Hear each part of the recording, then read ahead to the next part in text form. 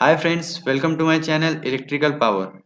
Today's topic is DC motor and their types. आज हम देखेंगे DC मोटर के बारे में और उसके टाइप्स के बारे में। तो चलिए वीडियो स्टार्ट करते हैं। DC मोटर के तीन मेन टाइप हैं। पहला DC शंट मोटर, दूसरा DC सीरीज मोटर, तीसरा DC कंपाउंड मोटर। तो चलिए एक एक करके हम इन तीनों के बारे में देखते हैं। तो पहला मोटर है हमारा DC shunt motor. DC shunt motor में जो शंट वाइंडिंग यानी फील्ड वाइंडिंग और आर्मेचर वाइंडिंग ये डीसी सप्लाई को पैरेलली कनेक्ट है, इसीलिए हम इसे डीसी शंट मोटर कहते हैं। आइए तो हमारा टोटल करंट है आई ए जो आर्मेचर से फ्लो होता है, आई एस एस जो शंट वाइंडिंग यानी फील्ड वाइंडिंग से फ्लो होगा। यहाँ पे ईवी ये बैक ईएमएफ है जो आर्मेचर वाइंडिंग में क्रिएट होगा, और आर ए ये आर्मेचर वाइंडिंग का रेजिस्टेंस है। तो यहाँ पे चलिए कुछ बेसिक टर्म देख लेते हैं related to DC shunt motor. R S H यानी शंट वाइंडिंग का रेजिस्टेंस ये हमेशा ज्यादा रहेगा आर ए यानी आर्मेचर रेजिस्टेंस से। क्यों? क्योंकि जो नंबर ऑफ टर्न्स होते हैं फील्ड वाइंडिंग के यानी शंट फील्ड के, ये हमेशा ज्यादा होते हैं आर्मेचर वाइंडिंग से। Cross section of wire, field winding का ये छोटा रहेगा, कम रहेगा, और आर्मेचर वाइंडिंग का ये ज़्यादा रहेगा। क्यों? फील्ड वाइंडिंग के नंबर ऑफ टर्न्स ये ज़्यादा होते हैं, इसीलिए इसके गेज कम होते हैं। और आर्मेचर वाइंडिंग के गेज ज़्यादा क्यों रहता है? क्योंकि ये आर्मेचर वाइंडिंग को हम रोटर वाइंडिंग भी कहते हैं, जो रोटर पे प्लेस रहती है यानी कि रोटेटिंग होती है। इसीलिए टू प्रोवाइड मैकेनिकल स्ट्रेंथ, इसी मैकेनिकल थोड़ा स्ट्रेंथ आने के लिए हम इसका गेज ज़्यादा रखते हैं। तो डीसी शंट मोटर का यूज़ कहाँ पर करते हैं?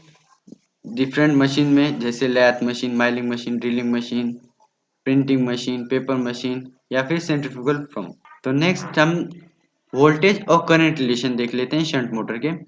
तो जैसे कि हम पहले कहा था, आई ये टोटल करंट है। तो टोटल करंट ये कैसे फाइंड होगा? देखिए टोटल करंट टू पार्ट में डिवाइड होता है। तो पहला आई ए जो आर्मेचर को फ्लो होगा करंट, और दूसरा आई एस एच जो शंट वाइंडिंग को होगा फ्लो। तो टोटल करंट हम कैसे फाइंड कर सकते हैं? I A plus I S H. अब देखते हैं field current I S H. I S H कैसे हम निकाल सकते हैं? V by R S H. यहाँ पे पैरेलल कनेक्ट है शंट वाइंडिंग और आर्मेचर वाइंडिंग, इसीलिए वोल्टेज ये दोनों को सेम रहेगा।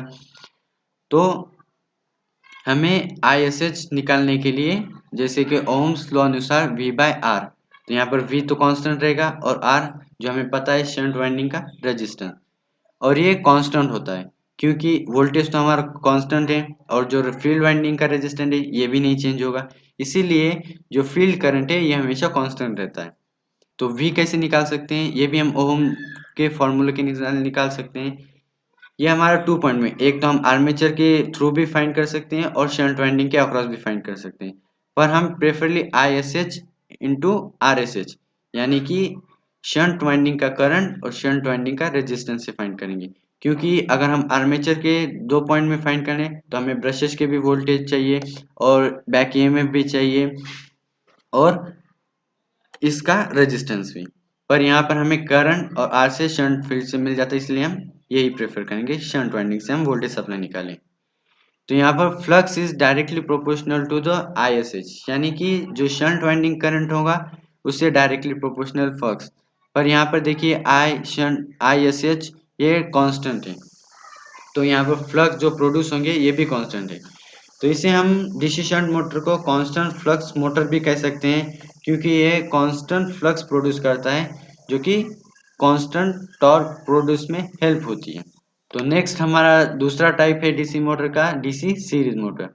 डीसी सीरीज मोटर में फील्ड वाइंडिंग और आर्मेचर वाइंडिंग ये दोनों सीरीज में कनेक्टेड है वोल्टेज सप्लाई को, और ये आई जो टोटल करंट है ये सीरीज की वजह से, तो हमारा आई जो रहेगा वो सेम रहेगा, बट ये पोटेंशियल वोल्टेज है ये सीरीज फील्ड यानी कि फील्ड वाइंडिंग और आर्मेचर वाइंडिंग की तरह डिफरेंट रहेगा। तो ये आई हमारा पहले आई एस सी यानी सीरीज फील्ड को होके, फिर आई आर्मेचर करंट फ्लो होके, फिर ये नेगेटिव वोल्टेज से चला जाता है। अब इसके भी हम कुछ वोल्टेज एंड करंट रिलेशन देख लेते हैं। Total current I is equal to I S C I A. Series में क्या होता है कि हमारा करंट चेंज नहीं होता, बल्कि वोल्टेज चेंज होता है, और पैरेलल में हमारा करंट चेंज होता है पर वोल्टेज नहीं होता।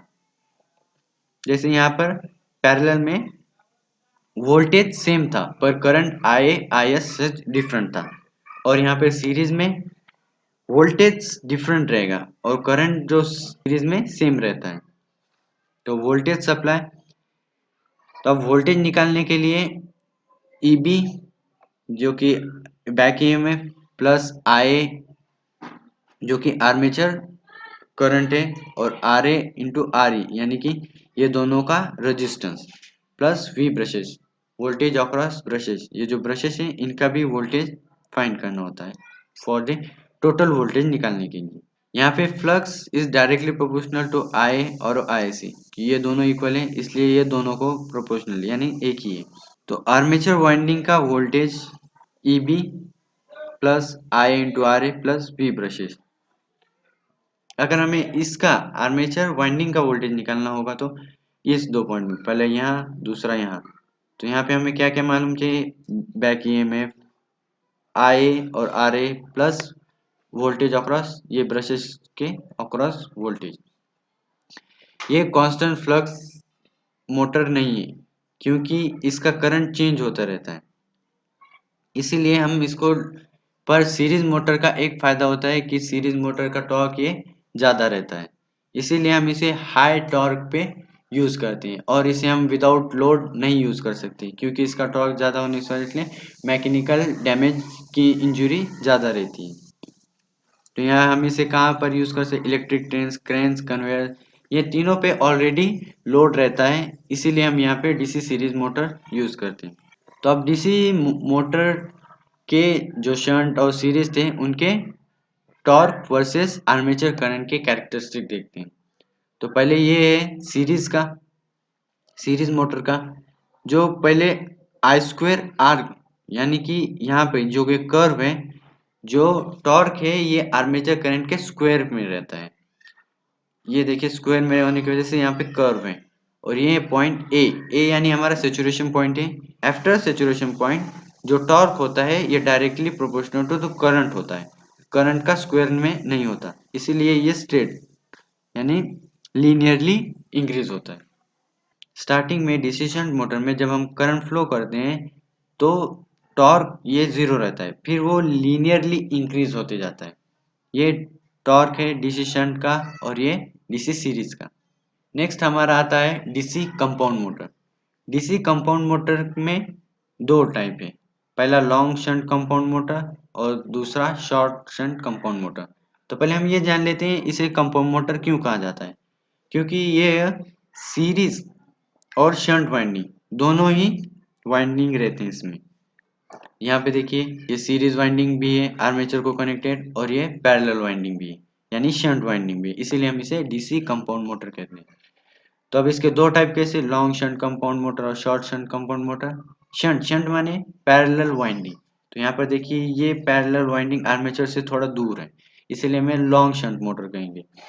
और ये देखिए ये आर्मेचर के पास है यानी डायरेक्टली पैरेलल है, इसे हम शॉर्ट शंट कंपाउंड मोटर कहेंगे। तो नेक्स्ट, और फिर डीसी शंट कंपाउंड मोटर के अगेन दो टाइप है, कम्युलेटिव कंपाउंड और डिफरेंशियल कंपाउंड। शॉर्ट शंट के भी वैसे ही हैं, कम्युलेटिव कंपाउंड और डिफरेंशियल कंपाउंड। तो ये कम्युलेटिव और डिफरेंशियल क्या होता है, कम्युलेटिव यानी कि जो शंट वाइंडिंग का फ्लक्स है और जो सीरीज वाइंडिंग का फ्लक्स है, ये अगर एडिटिव यानी एडिशन में होगा तो हम इसे कम्यूटेटिव कंपाउंड कहते हैं, कम्यूटेटिव कंपाउंड मोटर कहते हैं। और डिफरेंशियल में अगर शंट वाइंडिंग का और सीरीज वाइंडिंग का ये अपोज एक दूसरे को अपोज कर रहे होंगे यानी कि कैंसल आउट कर रहे होंगे, तो इसे हम डिफरेंशियल कंपाउंड मोटर कहते हैं। तो इसका एप्लीकेशन कहाँ कहाँ यूज होता है, एलिवेटर्स में, रोलिंग माइल्स में, प्लानर्स में। इन तीनों में ज़्यादातर हम कम्युलेटिव कंपाउंड मोटर यूज़ करते हैं, क्योंकि डिफरेंशियल मोटर में अगर हम लोड इंक्रीज करते हैं तो इसका करंट भी इंक्रीज होता है, तो टॉर्क भी बहुत हाई हो जाता है, तो इसे हमें कंट्रोल करने में बहुत दिक्कत हो जाती है, इसलिए हम सिर्फ कम्युलेटिव कंपाउंड मोटर ही यूज़ करते हैं। डीसी मोटर हम जहाँ पे हाई टॉर्क चाहिए वहीं पे यूज़ कर सकते हैं, पर इसका एक डिसएडवांटेज है कि हम इसे विदाउट लोड नहीं यूज़ कर सकते। और डीसी शंट मोटर जहाँ हमें कांस्टेंट फ्लक्स यानी कांस्टेंट टॉर्क चाहिए वहाँ पे हम यूज़ कर सकते हैं। और डीसी कंपाउंड जहाँ पे हमें high torque but finite speed चाहिए, यानी लिमिट स्पीड कम रहे तो भी चलता है, तो वहाँ पे हम डीसी कंपाउंड मोटर यानी हाई टॉर्क और कम स्पीड, तो हम डीसी कंपाउंड मोटर यूज़ करते हैं। आशा करता हूँ आपको डीसी मोटर और उसके टाइप अच्छे से समझ आए होंगे। अगर कुछ भी क्वेरी हो तो आप मुझे कमेंट कर सकते हैं, और वीडियो अच्छा लगे तो आप लाइक, सब्सक्राइब और अपने दोस्तों को शेयर करें। Thank you.